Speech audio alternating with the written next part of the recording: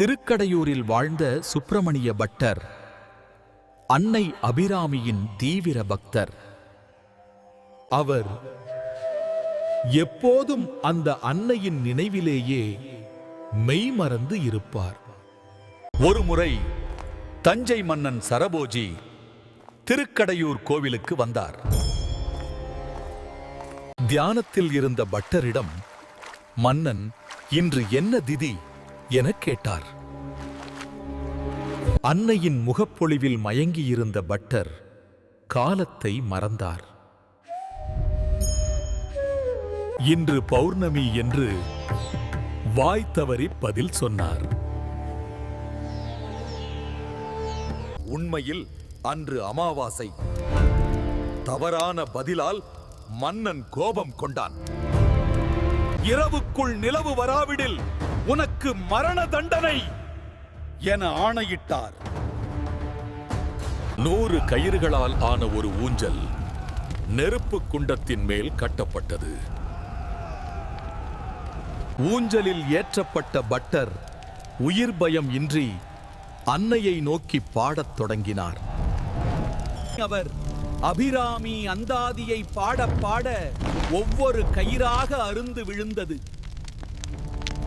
ஊர் மக்களும் மன்னனும் திகிலுடன் பார்த்தனர். பட்டர் நெருப்பை நெருங்கினார். 79 பாடல்கள் முடிந்தன. விழிக்கே அருளுண்டு எனத் தொடங்கினார். பக்தனின் குரல் கேட்டு அன்னை அபிராமி வானில் காட்சி தந்தாள். தன் காதில் இருந்த ஒளி வீசும் தாடங்கத்தை அன்னை கழற்றினாள். அந்த கம்மலை வானத்தை நோக்கி அன்னை எறிந்தாள். அது வானில் ஒரு முழு நிலவாக மாறி அமாவாசை இருளை விரட்டியது. எங்கும் பௌர்ணமி ஒளி வீசியது. இயற்கையே மாறியது. அமாவாசை இரவில் முழு நிலவைக் கண்ட மன்னன் சரபோஜி உறைந்து போனான். அவர் ஓடிச் சென்று பட்டரின் காலில் விழுந்து வணங்கினார். மன்னன் மன்னிப்பு கேட்டான். என் அறியாமையை உங்கள் பக்தி வென்றுவிட்டது என்றான். நீங்கள் சுப்பிரமணிய பட்டர் அல்ல, இன்றிருந்து அபிராமி பட்டர் என போற்றினான்.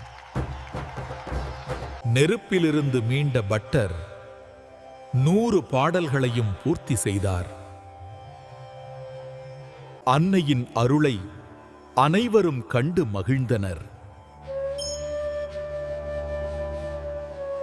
பக்தியின் சக்தி இயற்கையையே மாற்றும் என அவர் நிரூபித்தார்.